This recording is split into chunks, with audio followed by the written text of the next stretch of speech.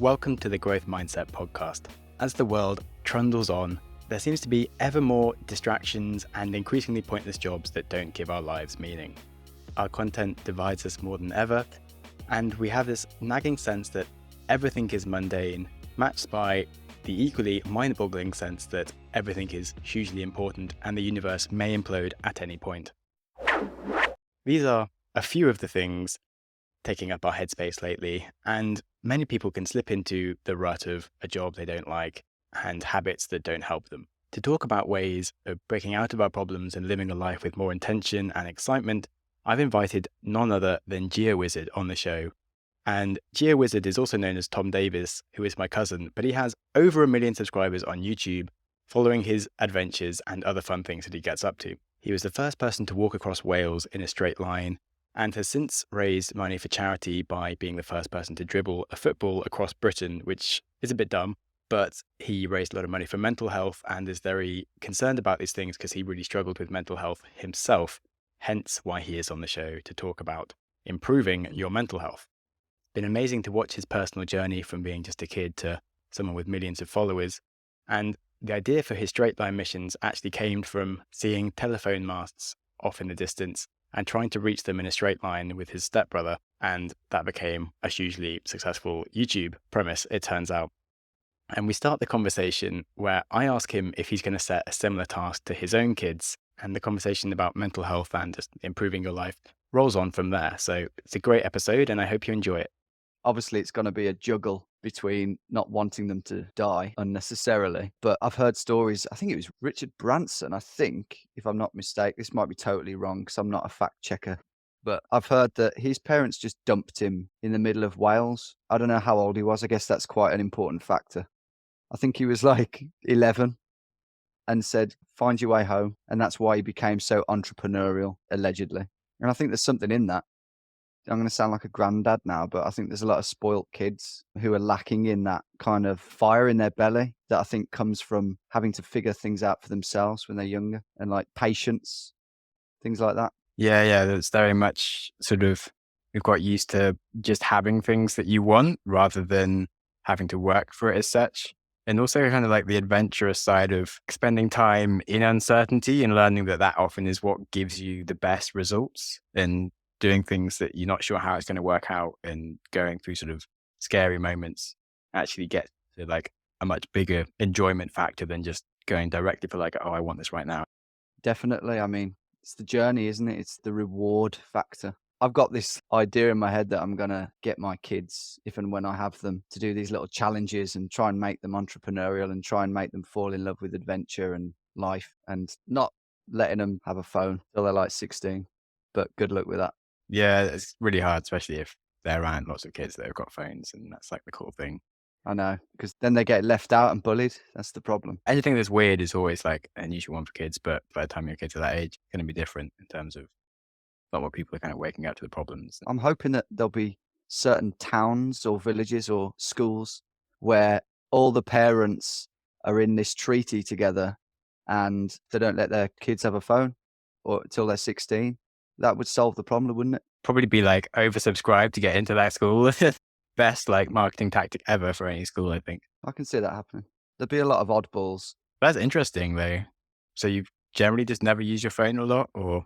I bit the bullet recently and got a smartphone, an iPhone 6, but up until like 6 months ago, I just had like a really basic Nokia, like 3310 equivalent. It's like 15 quid. I got it around Christmas time. I was not against smartphones as such, but I personally knew that I would spend way too much time on it, on Facebook, scrolling through pointlessly, in group chats, watching YouTube, which I am now. So I was just like, do you know what? If I don't miss it now, why get addicted to it? And I'm happy with my crappy phone. Sound like my nan. I can ring people and I can text people. That's all I need to do. But it's true. You do sound like your nan, to be fair. It just used to annoy me when I went to the pub and I hadn't seen my mates in like 2 weeks and I had a story to tell them, and maybe I'm not a very good storyteller, but every now and then they'd be like scrolling on their phone. I'd be like, fuck's sake, like we're here to tell stories to each other and talk and have a laugh. I didn't want to be a part of that.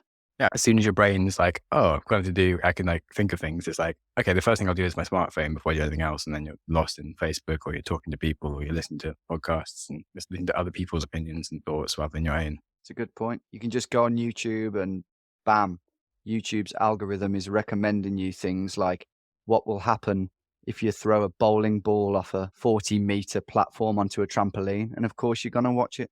When you're like doing something kind of difficult, you're not sure what's going to come up next.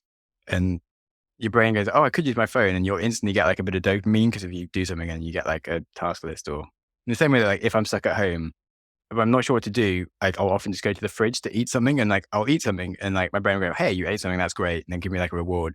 And like half an hour later, it'll be like, oh, I can reward you again if you go to the fridge, and I'll just keep on going to the fridge all day. Whereas if I'm somewhere else where there's no fridge with food in it, I don't do it. The same with like, you constantly have a phone on you. They'll just keep on sort of rewarding you, and you know that, and doing these other things that are hard. It's very true, mate. If you're doing that from the age of, I don't know, 9, your teenage years are so crucial for your development. I mean, we had MSN, but I'm so happy that I spent my teen years out there trying to pull girls and trying to make people laugh, and that it wasn't on a screen. Do you feel like social media is sort of the worst parts of being a teenager, like concentrated, or like kind of the validation and seeking of attention and stuff? It's all about like you trying to like be cool and just show off about your life. You've got none of the good parts of just sharing experiences with people and actually doing stuff together and like being in real time and actually having a conversation. You don't actually make friends on social media ever. You just show off to the ones that you have. Oh, it gets so annoying. Yeah, man, absolutely. When I look at who my closest friends are in the world, like the guys who know all my secrets and I can just be my unadulterated self in front of, I made those bonds when I was 13, 14, 15, 16. You know everyone's bad side and you love them anyway. So if you don't have that, then you'll have no friends, basically. A great future for anyone of the younger people. But it is weird how like quickly, I mean, you've only just got smartphones, that's not the same, but I mean, the last 10 years of my life, I've had a smartphone. But before university, like I went around America and drove around it with like a compass. And like now it sort of just seems weird to not even have like a sat nav or a phone that will just tell you where to go and do everything, and just how you lose that skill so quickly that you didn't realize. But if I'd grown up with those things, like I'd never even realized that I could even get somewhere without having a phone on me. Kind of, it's literally like an extension of yourself. Like you don't feel complete without a phone. I don't know if you've noticed this yet, but like it's a common recognized fact that like if a human sort of forgets their phone and like is on the tube, like going to work or something, they'll literally get off a tube and go back and get it because they just don't feel right. Like they can't do their day without their phone. As you say, like maps and all those tools, but also they feel like they're connected to all the people they know through like social media and like, oh God, I'm missing out on things. And it is a shame because I think humans, we derive a lot of satisfaction and we feel kind of at one with ourselves when we complete challenges and things that are hard to work out. And if we've got this thing to think for us, you're not going to be proud of yourself really because you haven't worked anything out. What are the kind of other hard, meaningful things that you might want to do with your life then? Because like the YouTube channel is pretty cool. Is that like your big focus to just grow that now? Because that's kind of what you're working full time on. But is there any other like big goals of Tom that we haven't heard of? For now, my main goal is definitely keep releasing adventures, GeoGuessr as well, but keep releasing good content on my channel because it might not last forever. In 5 years' time, I'll probably be, yesterday's news. So yeah, just keep doing what I love doing. Keep doing these adventures that I love. I'm doing them because I love them first and foremost. So that's my focus at the moment. If I got an offer to be a TV presenter for like Country File, I'd say no because it would stress me out and I wouldn't want to do it. I want to do what I want to do. I know it sounds selfish, but I'm better for it and the fans of what I do are better for it. But music is another big passion of mine and I'm recording an album and I'm also going to release the soundtrack from the Mission Across Wales as well. That 16-bit game theme kind of music. I love music and that was always my first passion, but it's so hard. But who knows, maybe my album will gain traction and I can make a name for myself in that field as well. That would be epic. Anyway, back to life things. You seem to be interested in quite similar stuff. Have you thought of doing more like businessy side things or like trying to like, you're talking about schools, sort of making those kind of things happen in the longer run or being a voice for this sort of stuff as you're on your channel besides just doing adventures, actually talking about why people should be having more adventures, and maybe how they could be like getting away from the Instagram side of just showing off about stuff and being more present. Yeah. Well, I've got this idea that I'm going to release a series of videos, mainly because I can't really film much at the moment. One of them was going to be, this is why you should put yourself out your comfort zone. This is why you should go on adventures. Because, man, if you can help people get out of a hole, and maybe people who are a bit lost in life, kind of down and out, no direction, why not help them?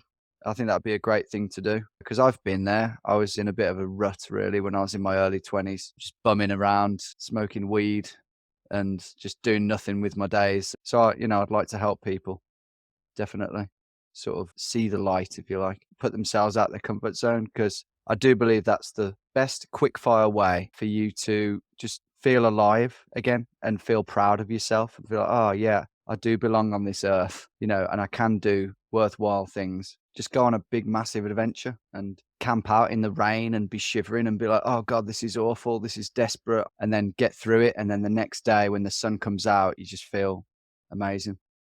But I guess it's not for everyone. Yeah, it's a hard one, and things that work for us don't always work for everyone, I've kind of realized, and you have to judge people on their own terms as such. But there's a lot of people that just need a bit more of a push to realize how good it would be if they kind of did take a bit more adventure, because people are often kind of waiting for sort of validation that they can do something, and you kind of need to learn yourself that you can do things, and having the opportunities to do stuff before you think you're ready is where you like learn the most usually. Yeah, you've got to make it happen for yourself for sure. But it's good to have guidance. Okay, we're going to have a quick break for an advert, after which we'll talk about how to expand your comfort zone and how to pick yourself up, dust yourself off after something goes wrong, which it inevitably always does. This show is sponsored by BetterHelp. It's useful to step back and consider how much time you spend on yourself and how much time you spend on other people. It's easy to be swept up in what everyone else needs from you, without taking the time to think about who do you want to be, how do you want to show up. Therapy can give you the time and tools to find balance in your life, so you can also support others without leaving yourself behind. As someone with ADHD myself, therapy with BetterHelp has been a godsend for me to work on my own behaviors when I very easily get swept up with just everything else all the time. It helps my life in so many ways. So if you're considering therapy, I would honestly recommend BetterHelp and consider giving it a try, because it's entirely online and designed to be convenient and flexible to suit your schedule and needs. You can swap therapists at any time with no charge or question. Find some balance with BetterHelp by visiting betterhelp.com/growthmindset to get 10% off today. That's betterhelp, HELP.com/growthmindset. What would go into this video that would push someone out of their comfort zone and get them to do something? I guess it would just be me talking and then showing clips of moments where I was very much out of my comfort zone and I was scared shitless. But then I got through the other side and I was like, get in, I'm still alive. Never felt more alive. It would just be a kind of more of a tutorial, me just speaking from home really and just trying to reach out to people. But it's good to just like have that like need of adventure, and sort of that's one of the things I think you learn if you ever be traveling by yourself. You just start pushing yourself to do stupid shit anyway. Then if you had that, but like when I was by myself, I just see a random hill and be like, oh, I just feel like I have to walk up that, or like see some people and just entertain yourself by just doing something stupid. And trying to think of examples, but yeah, or like seeing a girl and be like, actually, no one's gonna like tell me to go and approach them. I just have to go and do this. Otherwise, I would be sat here and be bored. Definitely, man. Yeah, traveling alone scared me at first. I was kind of terrified me, but it was great. I know it's that old cliche, but you do learn who you are and you end up like talking to yourself and just like having a chat with yourself, which is a good place to be in that. But I think it's kind of a good thing. Like I actually started doing that more regularly, like when I was talking about the TEDx speech and the fact that we're just on our phones the whole time. And like, if you're listening to podcasts, like people, you, like literally every moment you're listening to someone else's thoughts and you're never like thinking your own thoughts and stuff. Because I did listen to a lot of podcasts and so I felt like that was a bit of a habit. So whenever a podcast finishes or if I hear something really good, I would stop my podcast and I would like then talk about what I just learned with myself and ask myself, so what does this mean? How can you like change yourself or do something with this information? Like, what are your actions? And I'd like have that conversation for 5 minutes, like out loud, because just information going into your brain in one way, you kind of delude yourself into thinking that you've got it. You like, you hear it. Oh yeah, this is great. I'll remember that. I got the idea. And like you forget it like by the time you finish the podcast and it's sort of gone. And in the same way that like if you sort of explain something to someone and you ask them if they understand it, they'll say yes. But if you ask them to explain what you just told them, they maybe haven't got it perfectly, and like it takes them a while to actually sort of work out what it was. Like they learn a lot more by trying to express it in their own words. And so like by putting that information that sort of went into your head but it's going to get lost into your own structure of like how you can put it into words, that you remember so much more by doing that. So yeah, I kind of forced myself to start doing that. And so like my top tip was to talk to yourself more. And it's like, it sounds crazy, but actually it's sort of much better than not, and like compared to all the idiots who are just constantly just listening to other people's thoughts the whole time. It's a shame actually that there is a stigma attached to talking to yourself, because obviously it is probably a symptom of being stark raving mad, but it's also a symptom of being very much not. It's a great thing to be able to do, but it's a shame that like no one does it really out of fear of looking mad. So inside meditation and these kind of things, it is like having a conversation with yourself and actually sort of looking at yourself in the mirror and thinking about who you are and these kind of things. And that's like super healthy. And when you're out camping, if anyone did want to go on an adventure and it was the first time they'd camped on their own, it is scary and it is lonely and it is like kind of depressing. But that's the best thing you can do, is just kind of like talk to yourself and be like, oh, great, the fire's gone out. Da, da, da, da. That's how you get through it, just by kind of keeping yourself occupied. 100%. Nice. We spoke about adventure a lot and pushing your boundaries. Is there anything that if you were to impart wisdom upon people, this would be the one thing they should know? It's always important to be conscious. It's hard to ignore the struggle that a lot of people go through today with mental health. Whilst answering your question, it's hard to kind of ignore that, because I've struggled with that in the past. There's no bigger struggle than that, depression and things like that. So there is always a way out of those dark holes you can find yourself in life. You may not know it at the time, but there's a reason that you're there. There's a reason that you're in that hole. I think with a large number of like young men lacking in direction and lacking in kind of knowing who they are, and with the right people around you and love from other people, and with the right decisions that you can make and the right attitude, you can claw yourself out of it and do great things and be happy. That's quite deep, but I do believe that, because I have been there, and so far so good. I'm all right these days. If I can teach other people that that's possible, then that's what I'll do. I think that's a very valuable thing. That's really deep and useful thing to be learning. It's a really hard one when it feels like there is no way out. It seems very like all encompassing and you can't imagine what it is. But I guess that's kind of one of the things that you do sort of learn from travel, to be back to our earlier conversations of sometimes things just go completely wrong and you have no idea how it's going to work out. But after you kind of have these moments where you're like, I think we're going to die or something's going to go so wrong, and then it does work out, you do get out of the situation, you kind of end up getting home and like everything's fine.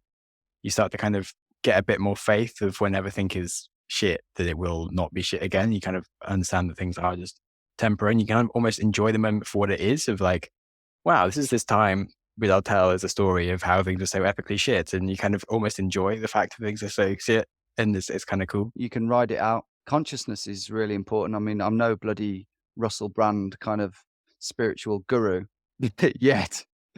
The beard's got a few inches to grow yet. But I've definitely learned over the years, very recently really, that being conscious is your ticket out of some really sticky holes in life. I think part of the reason I was depressed when I was kind of sort of 18, 19 was like, I just assumed that, oh, this is me, this is who I am, and like I'm destined for this. And then when you think like that, you just spiral down and those negative thoughts just continue. But if you're conscious of why you might be feeling that way, and that your emotions are linked to your actions and your feelings and all that and your thoughts, then that's your ticket out. And being conscious, and well, it comes with experience, I guess, in life. Yeah, I didn't realize, because you sort of alluded to sort of having a hard time earlier. You didn't realize it would have been quite so bad. Like I should have known, really. I haven't talked about it with my parents, and I don't like talking about it because I don't like making a big deal out of it, really, and never have done. Yeah, no, I mean, I've never been one for like the attention and these kind of things, and so it doesn't help. It seems to make things worse. Because you've got to offload it to someone. But then that's sort of one of the problems of perhaps like as a guy, you kind of feel like you should be like perfect and that you shouldn't have these problems. You shouldn't be talking about your feelings and these kind of things. But it's often very useful. You need to learn how to do that better. Besides having the faith that things would get better, how did you actually get out of your problems? I think it happened over a long period. I think I had it quite bad, and then I just sort of like dusted myself off one day and got a job. That was the first job I got, working behind a bar at the Toby Carvery. And I think it's funny because I wasn't even conscious at the time that I was doing it, but I must have made a conscious decision to go in there and be really nice to everyone and just make the best impression possible. Just be really chatty and really exuberant, really nice, because I just figured that's going to put me in good stead. And that's the positive way to approach life. And maybe that will come back to me. Maybe I'll get that back and I'll be happy again. But it still went on, still struggled with it for a few years. Then one day I just realized, I think I was about 23, 24. I realized that it was just this pattern in my head, and that these negative thoughts, I kind of just captured it there and was like, that's it. It's just come about there. I just noticed it. And I somehow managed to nip them in the bud, and touch wood, I've been able to just nip those negative patterns in the bud. And that was without ever going to a doctor or anything. I decided that was not the way to go. And then from there, just making decisions like not doing drugs. I've got Verity now. May well have slipped back into some kind of hole without her. She's like a real rock in my life. And yeah, I think that helps, having a companion. Definitely as you get older and older. I think I could do with one of those. Maybe that's your number one goal, I think, in life. Yeah, I did go through phases of being like, should probably focus on this more, because I'm quite happy in my own company, and you kind of learn to maintain yourself and do interesting things. It's not like at any one point in time it seems like a major issue, but then sort of if you think about your big life, it's like, well, actually, if I could be sharing all of this with someone, that would be so awesome.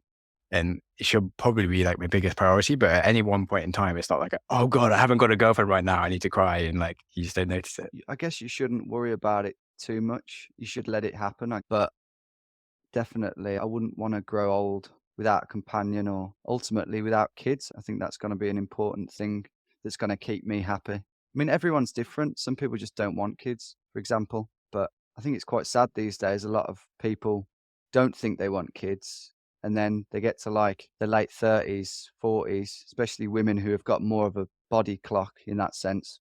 And then they get into their 40s and they're like, oh shit, actually, I'm going to die alone.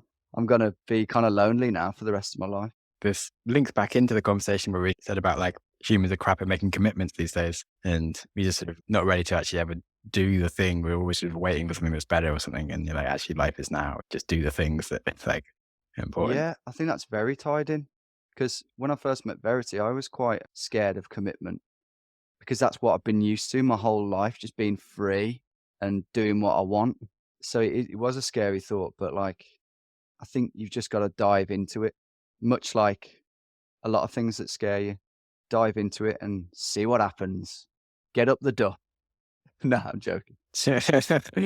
Well, on that note, boom. The worst advice. Yeah. No, that's cool.